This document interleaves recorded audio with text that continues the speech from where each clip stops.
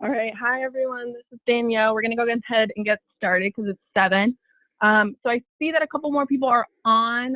Just to remind you guys, what we're going to be doing is we're going to be, we essentially scheduled time slots for all of you because we want you guys to have one-on-one time to give us feedback, for us to give you feedback about the plans that you guys submitted.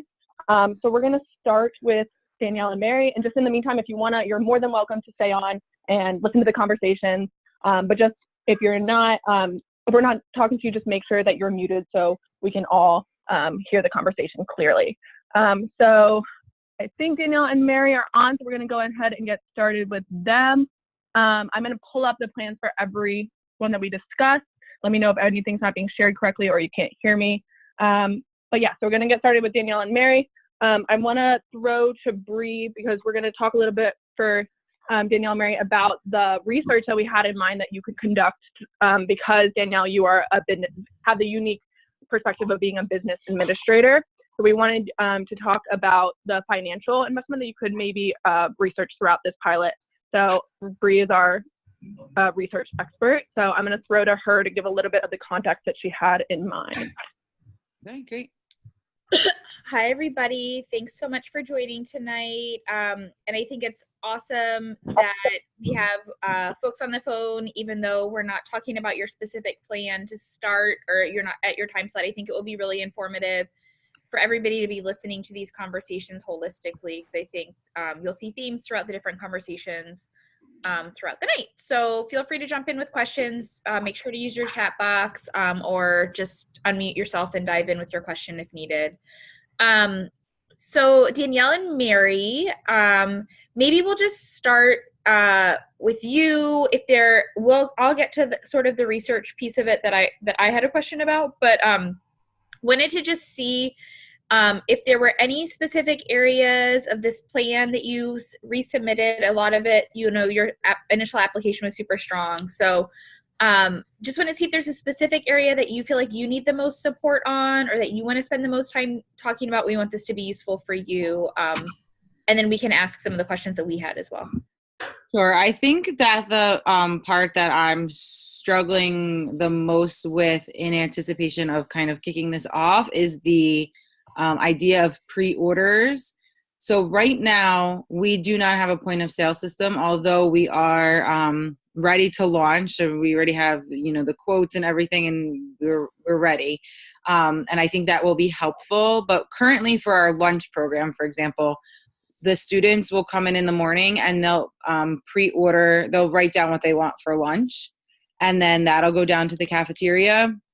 And when they come down for lunch, that's what they get. Our cafeteria, we have 135 students, so they make the exact amount. So when they order pizza, they maybe will have one extra slice. So there's very little room for error. So I'm still kind of trying to work through how pre-orders will work best for our school. We've talked about our parents are used to that system. So maybe doing like on Friday, you order for the following week and you commit to like a week of breakfast or not, because we have some kids pay, some kids are free, and some kids are reduced. So it's not like like everyone's going to be a little bit unique, and we're going to rely on teachers to collect the orders a little bit more than we typically would. With the point of sale system, at least we'll be able to put money on the account, so it'll help with the transaction piece of it. So we don't have to also ask our teachers to collect money or anything like that. So I think that's where we haven't we have a couple ideas in mind, but we haven't really fine-tuned exactly what we think is going to work. We have a couple ideas what we think will work, but we're not sure what really will work. Okay, well, I want to hear about your ideas. But just, can you remind me of the free reduced eligibility rate in your building? Sure. We have about 22 students right now that are free and reduced, and about 100, a little over 100 paid. And do you think, do you have a sense of sort of the paid parent or paid families? Do you anticipate there'll be some uptake with them, or? Absolutely. So right now, I think they're not really participating because you have to leave the playground, come in, go into the cafeteria, and it would be before the normal school day. So doing it within the regular school day in itself will drive participation. Yeah, for sure.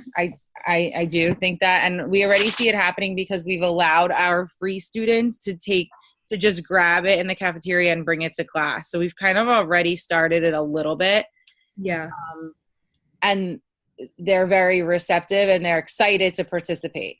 So I'm hoping. One thought that I had, and I, obviously this wouldn't sustain the entirety of the program, but I know there's like a financial risk of not having that pre-order, of having the extra meals that may not then be able to be claimed and reimbursed. But we need to look at the numbers and what you're asking for that $3,000 grant. But just wondering if there was like a pilot period of like 1 or 2 weeks where because you do have a small enough student body that this might be possible, to just order enough, like have enough meals available for every kid. Okay. And then using some of those grant dollars to like if there's meals that you can't claim or reimburse, just deducting it from the grant dollar. So if you wanted to put like a cushion into your grant, and let's just say it was like whatever, $400, or how many kids, like 120. So the reimbursement, it would be like what, $5 a max of a kid, right? So let's just say that's like way too much of an estimate, but you put $1,000 into your cushion for the 2-week pilot to have a meal available for every kid in the building.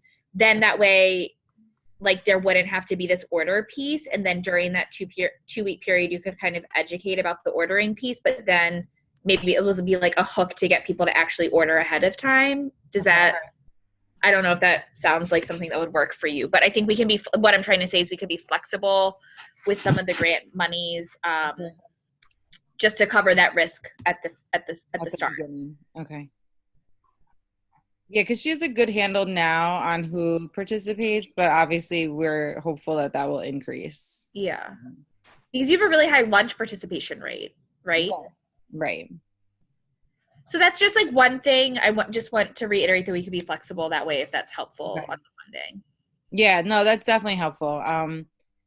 And like I said, we're just trying to figure out, like to have the teachers involved, but not too much where they get we want them to be open and enjoy being part of this program, not looking at it like it's like, oh my God, this is so much work. Yeah. Yeah. And then, I mean, I guess it could then that would also like alleviate in that first 2-week period or whatever you set out of like the teachers getting frustrated because only 5 kids ordered breakfast, but every kid now wants to eat breakfast because it's less. Like that could just alleviate some of that. They could still pre-order, but then you would be able to mitigate the like complaints if they weren't able. Does that make sense? Yeah, absolutely. This is Annalise. Can you hear me by any chance? Yes, go for it, Annalise. I was just going to add one thing, Danielle. So one thing you may want to think about since you are updating your point of sale system is to think about, in terms of making it easier for the teacher, some schools have tried putting their point of sales, like if you have the teachers marking the attendance, like having them mark a column next to the attendance where they can mark who's taken a breakfast. And then in some point of sale systems, you can even include like what the breakfast order is, so that if you have, let's say, a choice between cereal and like burritos or breakfast burritos or whatever it is, the teacher can have like a tally from the students of who's getting what, and then just like check it in the point of sale system. I don't know if that's feasible with the point of sale system you're thinking about, but just know with point of sale systems, they can sometimes design it with your unique situations in mind. So, as you're thinking about how to make this less burdensome for educators, it may be interesting to look at with the point of sale systems that you're considering, like if there's a possibility of taking the menus there when they're marking, and also including if they can mark which students is taking a breakfast. Yeah, no, that's a great idea. Marking it next to the attendance, I think, will definitely work for us. I didn't even think about that. Because that helps also, like, with making sure that your teachers are marking the breakfast correctly. Because one thing as a business manager that I'm sure you'll appreciate is that with food service, there's usually an auditing when your breakfast participation increases, and you want to make sure that teachers aren't marking that a student's eating breakfast if they're not there, because they'll check and make like USDA or the state agency folks will make sure that you're not claiming meals that, for students that weren't in school. So it's just an easier way of them not making a mistake by accident. Yeah, right. That's good. I like that. Was there anything else, Danielle or Mary, that you had questions about? I think, I don't know about Mary, right? I think we've really talked to everyone else. Like I think a lot of the other stuff is really ironed out and ready to go. That's awesome. That's awesome. Yeah, it is awesome. Bree, do you want to talk about the research really quickly? Yeah, I mean, I don't think it's like a huge research project, but I just think that, we are like so excited that we have a teacher and school business officer or school business manager team in this, because one thing that we're really interested both at NEA and at Share Our Strength is looking sort of at like the financial nuts and bolts of breakfast expansion. And so, I think just if there's any way to sort of keep in mind or track sort of what's the financial impact, are there like unexpected costs that come up, or do you see that there's like more, you know, obviously like more revenue generated, or like, are there other financial implications from this? Just with your business savvy mind, we would love for you to sort of track those and share out as you're learning them. So I think that's it. I think, you know, next, as we're looking at our next year, we're in the middle of our strategic planning process. And that's one thing that like kind of cross organizationally, we started to try to think about like, how do we like dig into this financial impact with the school business officer's lens on it. Yeah, no, I'm excited. I'm hoping it gives that there is a increase in revenue, because we currently operate at a deficit for service. So in addition to our management company fee, we operate in addition to that and anywhere between $5,000 and $10,000 annually in the negative. Okay. So I'm really hoping that the breakfast program will help us close that gap a little bit, because we have the staff there and it's just totally underutilized. Awesome. So if you can sort of, however you think is, you know, that's trackable, or whatever you're allowed to share back, and we can have follow-up conversations on that. But if you're excited about exploring that, we would love to like leverage that opportunity in addition to all the other great work that you're doing there. Awesome. Yeah, we're excited. We're looking forward to getting started. My food service manager asked me today, "What are we getting started?" I was like, "Oh, soon." Well, that's awesome. I mean, from our perspective, Annalise and Danielle jump in, but I think we feel like you look like you have really good plans in place. And we are excited to support you however, you know, is necessary. And just let us know. I think that Danielle's showing sort of the wrap up of the funding. But just, you know, look at that funding and then let us know. I think what's your total amount we'll be requesting for the 3,000. 3,000. Okay. That's the max, right? Yes, that is right now. Okay. Yeah. Okay, awesome. Okay, thank you, Danielle. Anything else? Thank you. Thank you very much. Thank you. And we will follow up to this call with the next steps on our grants disbursement, and then also you know, next steps for your site, and we'll reconvene on things. Perfect. Thank you so much. Thank you again. Bye, guys. Thank you. Okay, so Zach, we're going to move over to you. How are you, Zach? I'm good. Are you able to hear me? Yeah, I can hear you. Okay, fantastic. So I'm kind of an echo I know we hallway here, so hopefully it works all right. Well, we can hear you. I know we chatted just a couple days ago, but just wanted to reconnect, see if you had any specific concerns based on, or questions based on the plan that you submitted. I know that you had mentioned in the plan that you were still going to go back to the food bank, so just wanted to get kind of like your feedback of where you were at since the last time we talked. Yeah, I'm gonna just start a pilot through that method, and until I can get something more solid through the district food service. It seems like my discussions with the food service leader is starting to ramp up a little bit. She was very interested in grant money for equipment to help do something, and she is interested in trying to figure out a way to feed more kids over there. And she wants to meet with me after her audit, which I believe is in the middle of next week sometime, to have a discussion about what we can do going forward. And I know last time Bree and Annalise and I talked that we would be happy to like jump on a call with your food service director and all of us if you think that would be helpful, because I know that she had some concerns. Yeah, I think it might be. I think I want to meet with her on my own first and see where we get, and then perhaps bring you guys in after that. Okay, so let us know how that goes. Yeah, and I'll just sorry, Danielle, I'll jump in. This is Bree. Hi, Bree. I think one thing to think about, Zach, is that I know you have a real sense of urgency of getting things moving, and you've had some conversations with the food bank and things like that. So, you know, I know that she is a little bit delayed because of her audit, and audits are very stressful. So I think it's really important to be really respectful of that. we would just, if you need to move faster or things will be a little bit delayed, I think it's okay to, with her blessing, sort of pilot a program through the food bank or through some direct food costs, just to show that kids are interested in eating breakfast, so that it will help her see that there's a need and that kids are participating in it. When we've done that in the past, it's been helpful in furthering conversations with food service directors.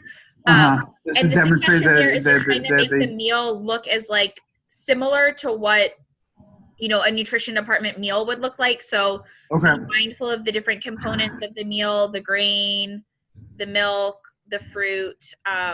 We don't want to make a case that we're like making egg McMuffins every day, and then that's going to look really different than the school nutrition department meal. So if that's something that you want to explore more, we're happy to have sort of conversations, as long as the eye is towards making a case for partnership with the school district. Yes, that's definitely where I want to go with this. Yeah. Awesome. Yep, I think that's a good idea. I don't know if they just think that the kids don't care about eating over there or what they think, but I think it's a good idea to kind of demonstrate the willingness of the students to participate. And I don't know, Zach, this is Annalise. If you guys, hi, I don't know if you guys normally do breakfast on testing days, but I know with a lot of schools, it's funny that they'll provide breakfast to all the students on testing days, and then they won't provide it to them on other days. But if there's something in your district where like you can take advantage of something they already are doing, and as a way to show like this is, kids are eating it and we should be doing this every day. I mean, I'm sure you'll be creative in what you're thinking about doing, but we're happy to support you. And I think it's great that you're looking to have another conversation with the food service director, because ultimately I think the program will be a lot more manageable for you if you're not having to pick up food and serve it yourself. Yeah, that's a great point, because actually in our traditional high school they do that on during testing days. They do bring in food, so that's a great point for me to bring up and make sure that we can access that as well.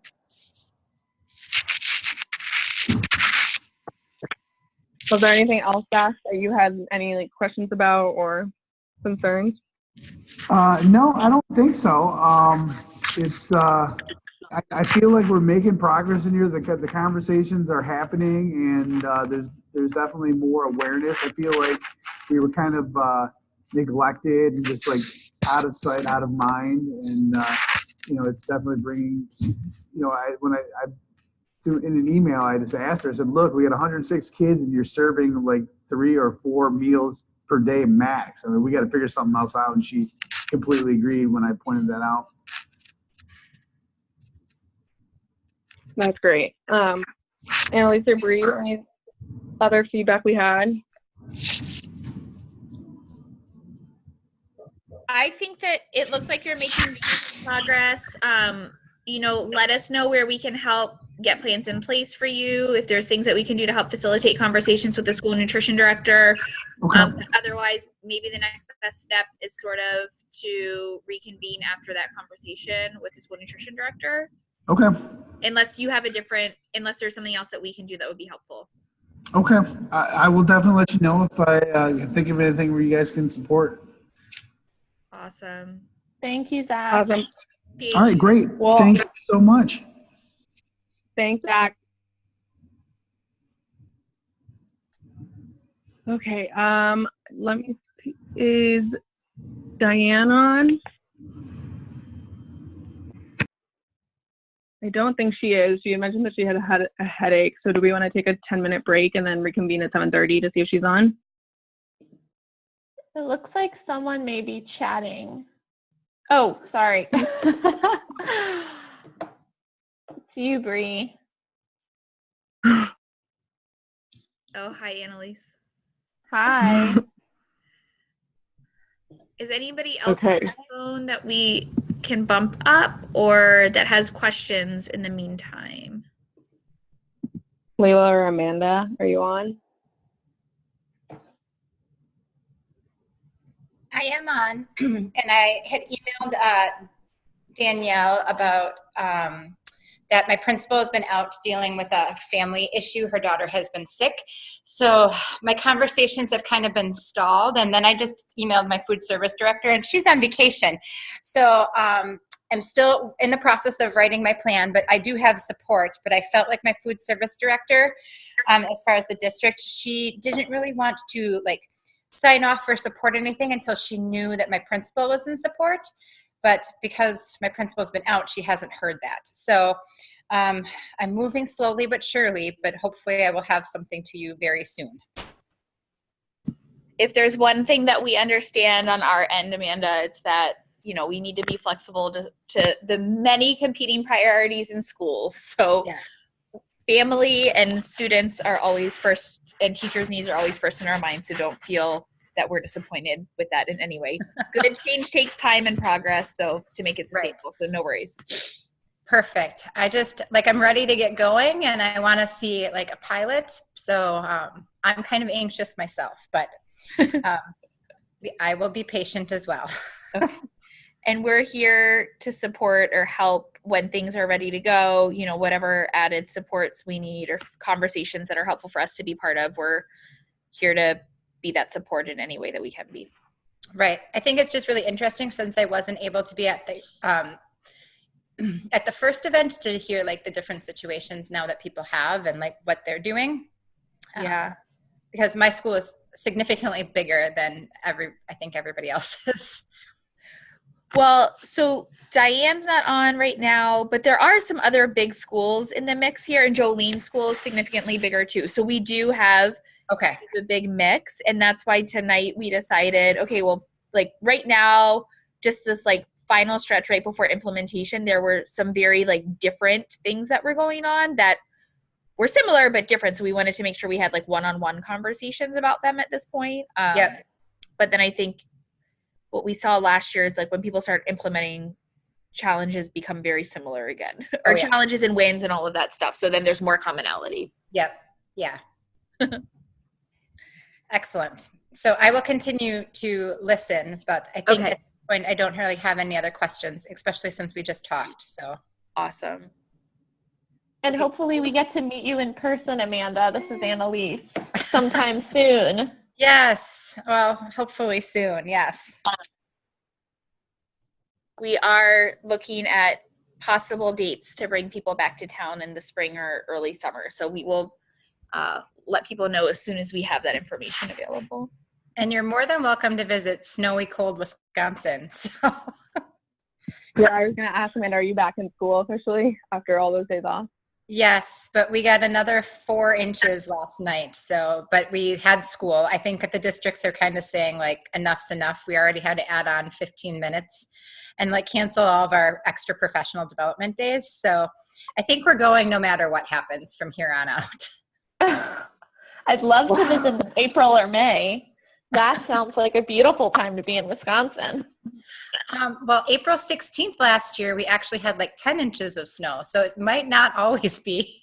Oh my gosh. Goodness. Yeah. So.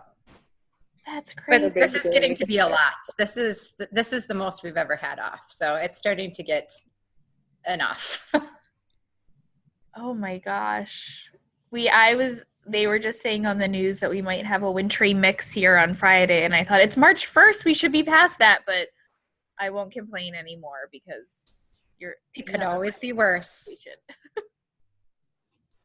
But I'm sure you guys are canceling school already, right? If it's Friday. Well, they haven't canceled yet, Yeah, but there will be likely delays. So. Yeah, we do everything short of calling in the National Guard when there's going to be snow in the area. I know. It is crazy, but we're just weak here. What can I say? That's my way. We're weak.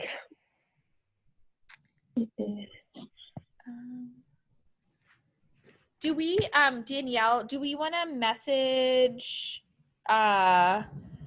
maybe Layla? If Diane doesn't come on, let's message Layla and see if she wants to jump on a little bit earlier. Okay, I'll do that. Yeah. But is Diana Diane definitely mentioned not joining?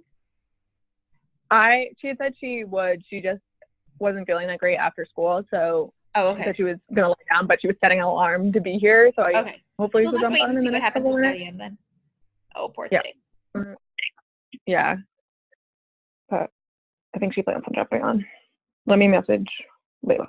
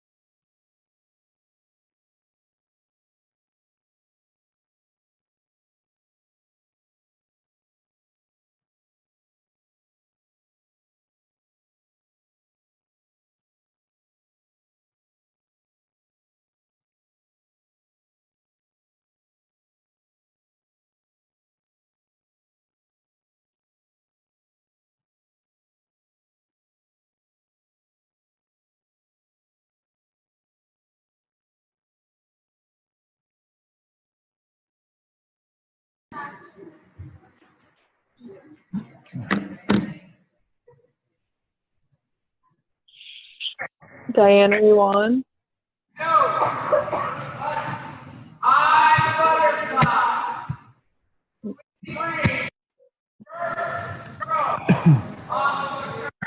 Zach, I think you unmuted yourself.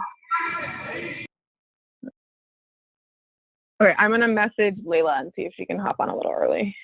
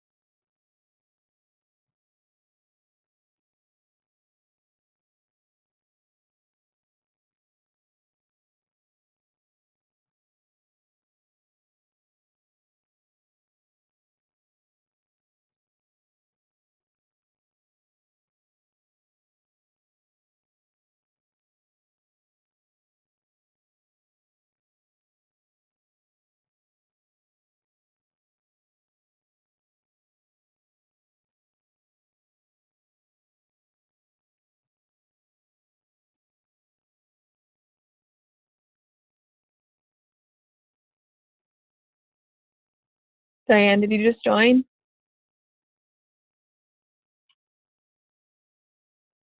I saw her for a second and I think she left.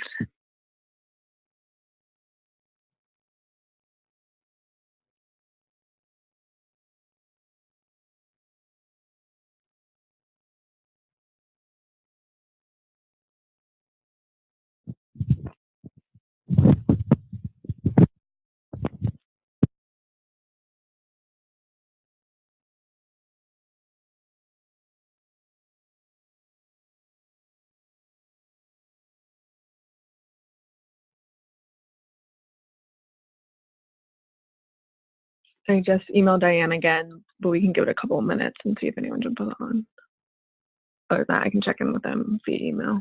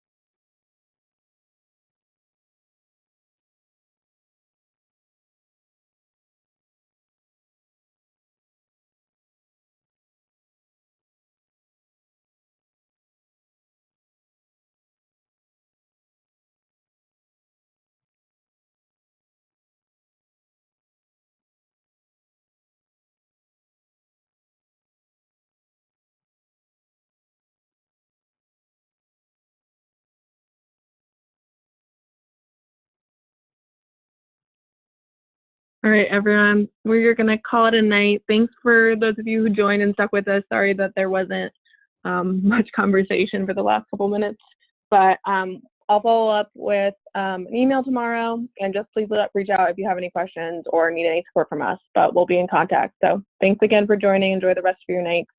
Bye, everyone.